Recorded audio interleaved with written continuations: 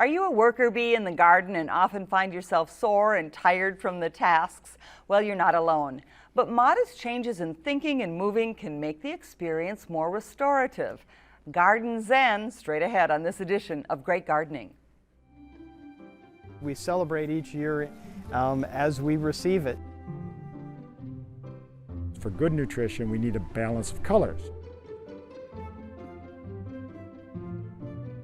I like to can because I'm a gardener. We brought home an orchard for our community. This was just an overgrown area full of bramble.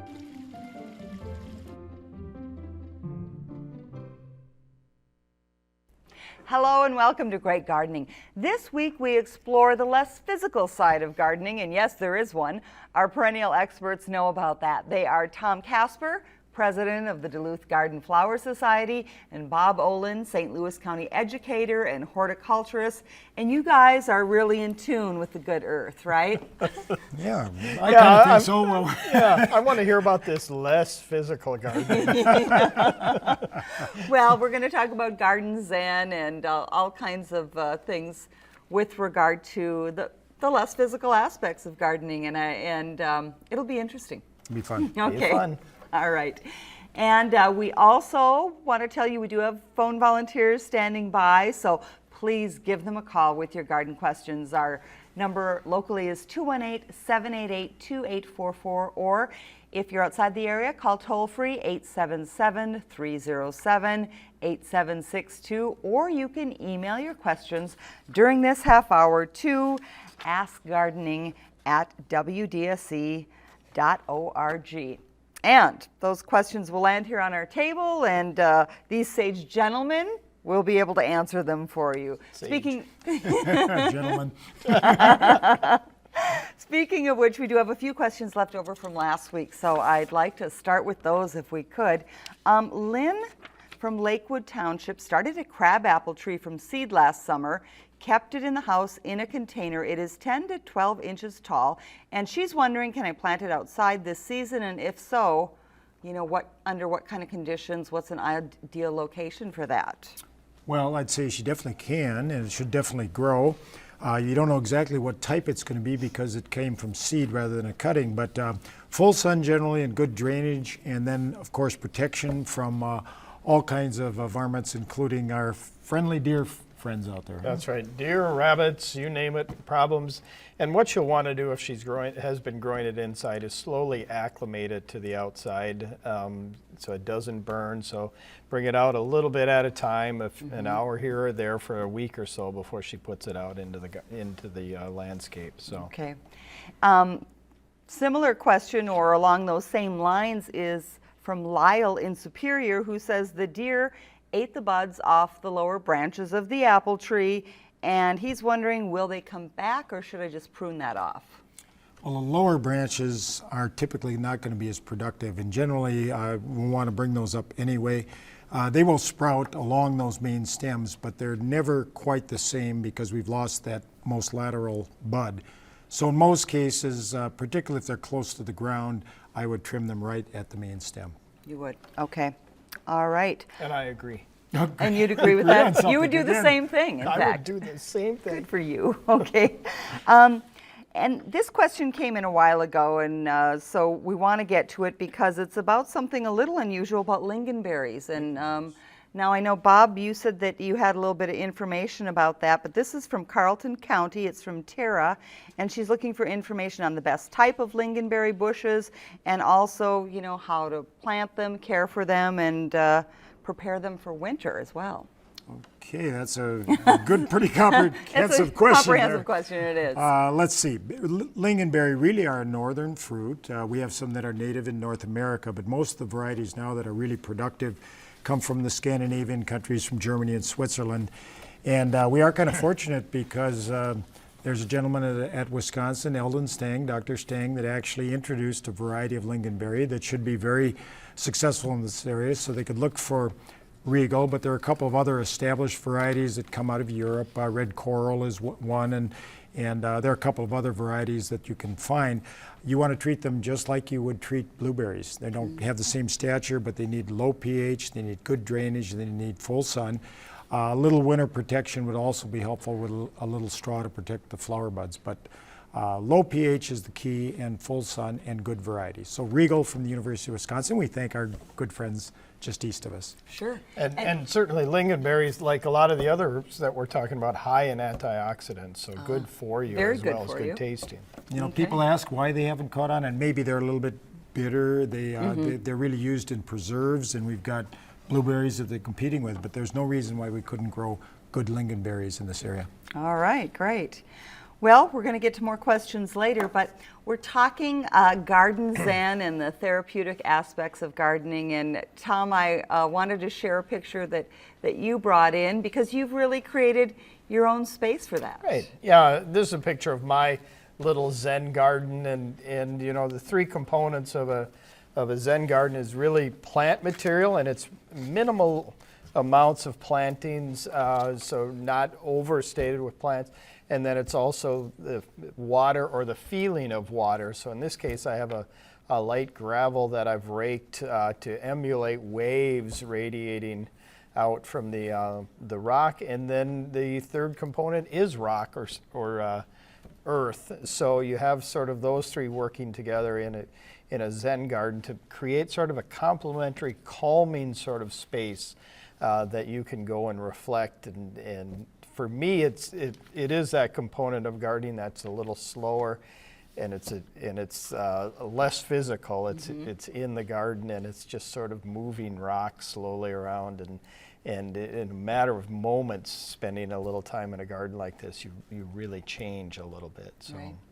And I know, Bob, you've also talked about how healthy gardening is not just for the vegetables that you eat, but just for getting in touch with the ground. You know, I think so, and people may laugh or chuckle a little bit about this, but there's nothing really more satisfying than working your hands through a soil that you've really prepared well. You've got the organic up there, and I think people should really enjoy the entire process. And right now, there's nothing more satisfying, in my judgment, than getting up early in the morning and watch this growth process as it unfolds. It's happening very, very quickly. It is very restorative. It's taking us back to our natural nature and coming from a natural environment, coming from the garden, so to speak. So I think we need to just step back and really enjoy. Gardening really can be a spiritual experience, and a very, very enjoyable one. Mm-hmm. All right. Boy, aren't we a couple of guys You are. in touch We with are. You are. our feelings? Yeah. We You're are very trying zen very tonight. hard.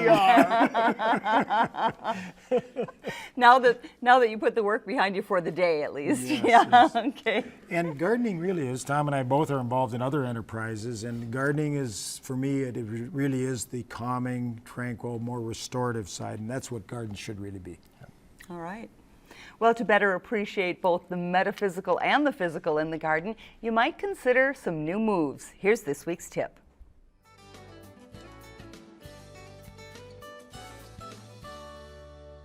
Yoga can be an absolutely wonderful complement to gardening.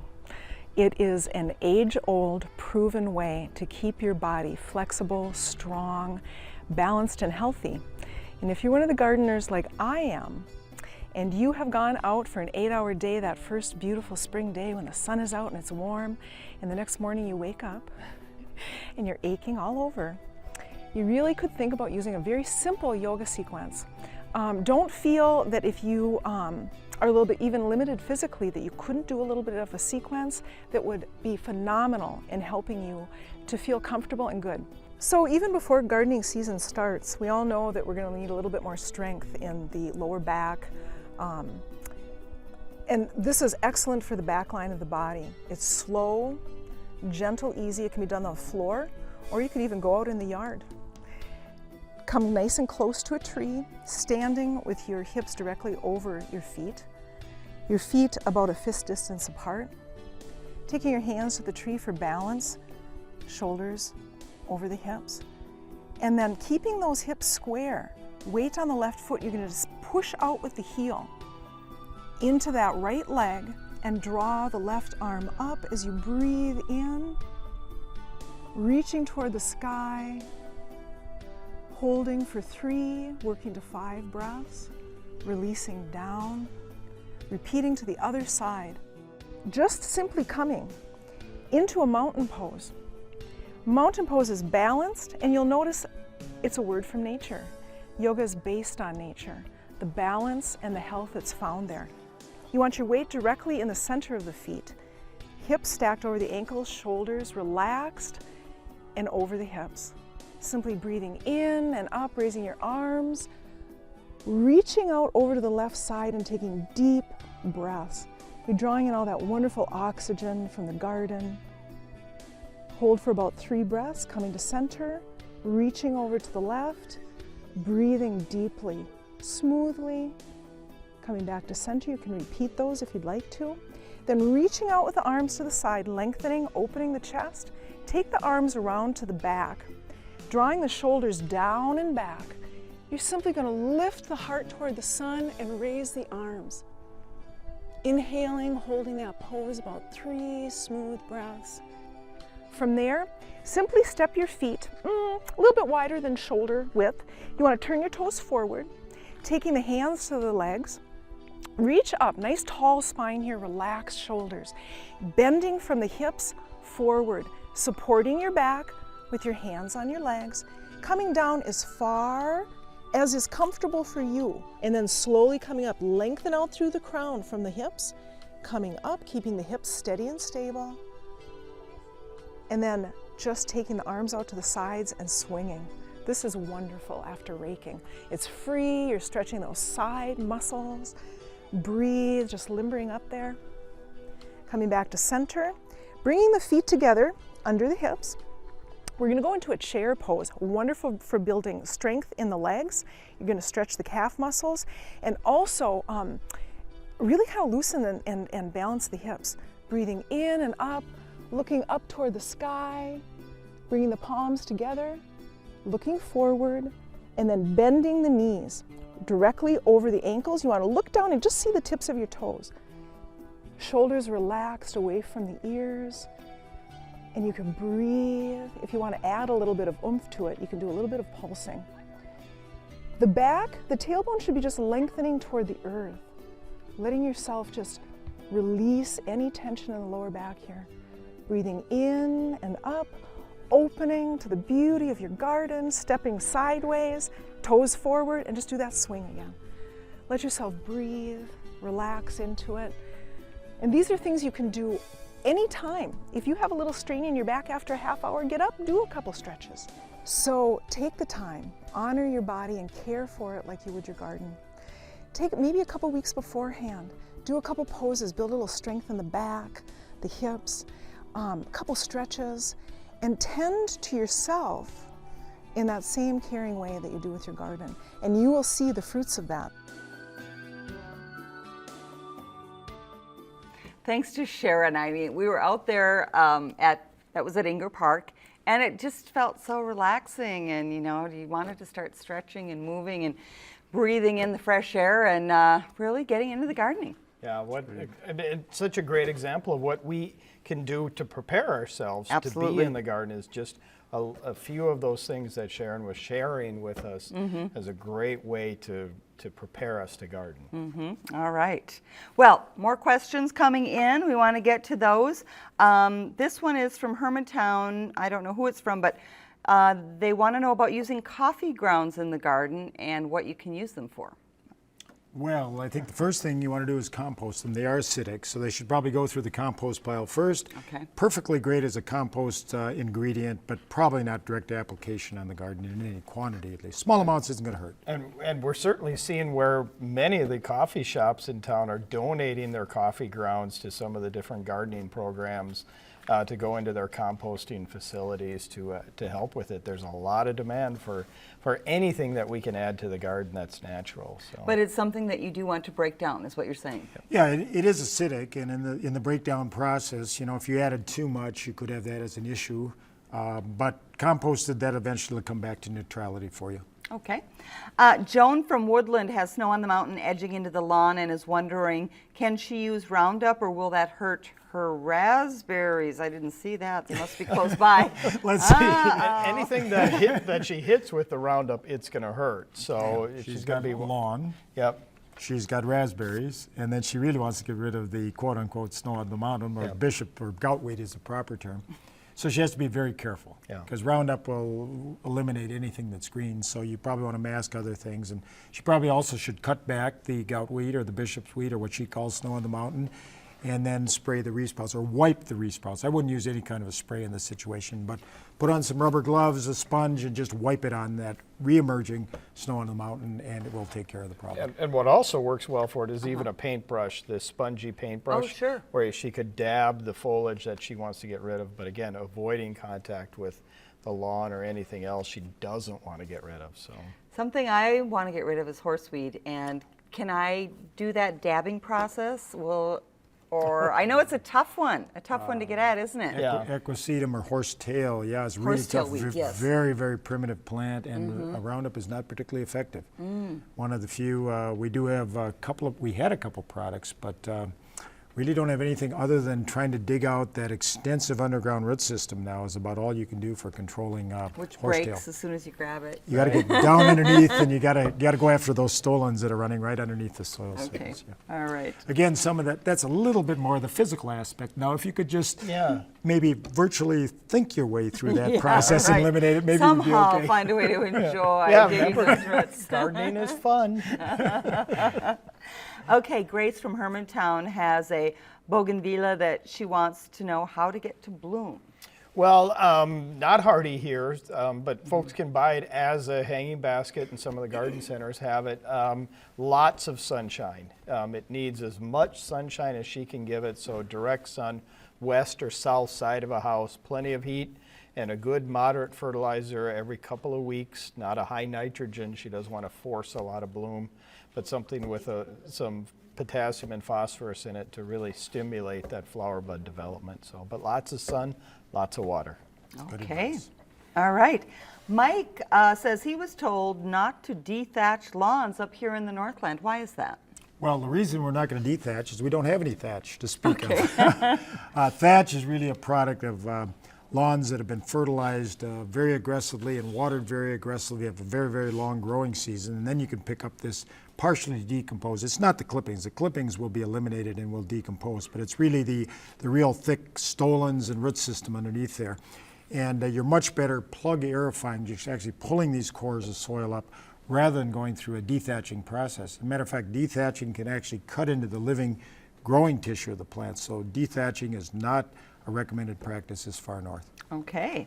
Mary from the Iron Range wants information about growing coral bells. Can they be divided? How and when? And what's the best growing area? And maybe a plant food to recommend. Yeah, well, and we talked about heuchera last week and had a couple of varieties. Very easy to divide. Spring is a good time to do it, just as they're emerging.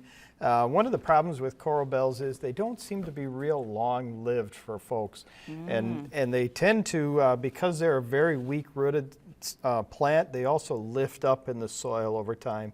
So it's a good thing every couple of years to go in, divide it, lower it back into the ground, but very easy to do that with. There are individual plants within that clump and easy to just break apart and put in other places in the garden. Okay, great. Rod from Esco wants to know what happened to armyworms this year. I hope that means maybe he hasn't seen him and won't. That's the good news. Now, They're storming another front.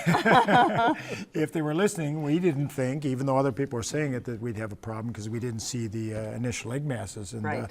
So they just aren't here at this point. Populations are building in some areas, and we'll just have to wait to see what happens next year. I do have to point out, you were right about that. We haven't seen them yet, and had mentioned earlier this season that we probably wouldn't, so you were right about that. Once. Okay. All right, now back to a woodland neighborhood garden with color-coordinated beds, memory gardens, and so much more. Here's this week's tour. Well, good afternoon. My name is Sue Beeman, and welcome to my garden. My memory garden was built in 2000, and I have, in memory of Mom, 2 smoke bushes because she was a smoker, and some lilacs, which from my dad, which he loved. And I have the William Baffin climbing rose for a special friend. It was her favorite flower. In fact, it was a cutting from hers. The bench with the arbor here that I have several different kinds of clematis. I have the wisteria, and it bloomed this year.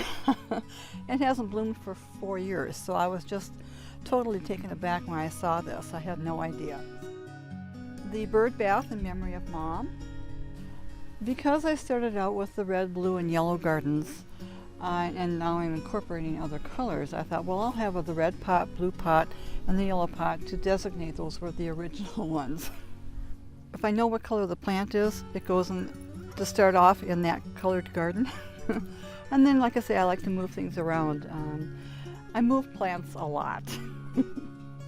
The red garden, which I redid last year, and planted some more flowering bushes, the redwood gilia and the 9-bark, another woodgilia, and then I'm incorporating some other colors besides red, a little bit of yellow and gold in here too.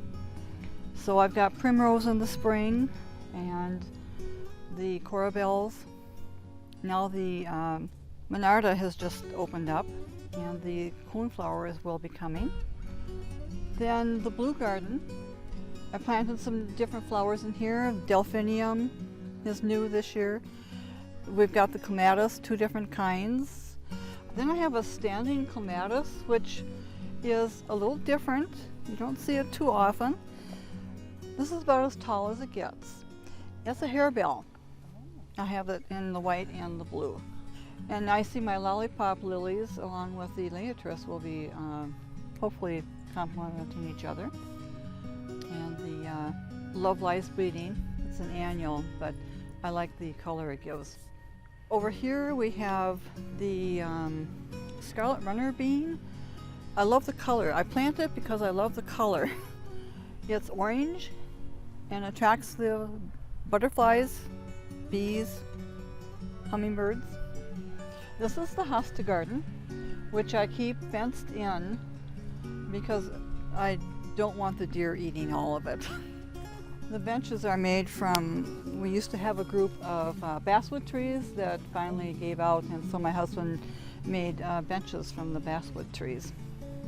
So I have a dish that I like to do up for an annual, so that one was fun. And my berry patch. I have raspberries, Latham raspberries. And Dean made the sign, Sue's berry patch. Well, very nice of Sue to share a walkthrough with us, and she's got a lot of experience and has moved things around, of course, a lot, but long time, great gardener. And one of her prides is she has a catalpa tree. Oh, you're right. Which did I show that? No. Well, thanks for But telling everyone that they big didn't get to leaves. see it. Tour again. We'll have to go there again for that, right? A few more questions coming in, so we're going to try and get to those before the end of the program here. Lynette in Duluth says, speaking of clematis, because Sue had a number of those, are you supposed to cut those back in the fall? Depending on the variety, some of them overwinter all the way, or stay hardy all the way to the tips of their growth. Others die back to the ground. So I would recommend leaving them, waiting till spring, see where the growth comes to and comes out to, and then cut back to that point. So. And Tom, as you're aware, different varieties, some early bloomers, so the buds are setting in the fall, and you want to cut those off, and others bloom later in the season on new woods. So it all depends a little bit on the variety, and you want to just take a look at it. I think your advice is good. Obviously, you've got nice, thick, plump buds. You don't want to prune any of those off, just the dead material. Okay. David from Meadowlands has a problem with orange hawkweed. How do I get rid of that? There's a challenge. The reason that's such a challenge is that a very furry leaf and stem structure. And any type of herbicide that you might use wants to beat up on it. So a couple of things that you could try. You want to add some type of what we call a surfactant to your mix if you're going to use chemical controls. And it is a broadleaf that can be controlled. But you want to use something, I'll use a commercial name brand for the homeowner, something like Basic H, which is it's a non-sudsing soap, a non-ionic surfactant, and that will help spread the water droplets out so you get good penetration. But orange hawkweed is also a sign that you've got low fertility in your soil. So that full sun and better fertility, and then eliminate that and do some reseeding, and that's the answer for orange hawkweed. All right, it's a good answer, but I'm getting the countdown and I want to get a couple more in. From Joan in Aurora, says, I have tiny bugs. She thinks they're ants building a nest in the corner of the flower garden, and has tried sugar and borax, not gotten rid of them. Any suggestions? Well, there's a couple things she can do about it. Vinegar also helps to take care of it, but and there are chemicals on the market. Not that I'm promoting the use of chemicals, but there are some different things she can use that are labeled for that if it is truly ants. But she wants to make sure what she's dealing with first before she applies. So. All right, need to move on. And this week's Grow and Show takes us to the gardens of two different Brendas in Northwest Wisconsin. Brenda Stegman of Solon Springs, Wisconsin likes the color red, especially on the lilies she grows in her perennial beds. Brenda also adds shades of red with other favorites, including dianthus. She brings in yellows with a blanket flower. Brenda's latest labor of love is a heart-shaped garden she installed in honor of her late mother. From Brenda Rochelle in Washburn, Wisconsin, a hummingbird at her feeder signals the season to come. A look at the lushness of last summer's garden. And this picture of 3 pollinators perched atop a purple coneflower. If you have garden photos, please send them by email to greatgardening@wdse.org or mail to 632 Niagara Court, Duluth, and let us show what you grow. And we want to let you know that next week's program is an hour-long special to talk about an essential aspect of gardening. Bees and pollinators. We'll look at local beehives and talk about the dramatic decline in the honeybee population.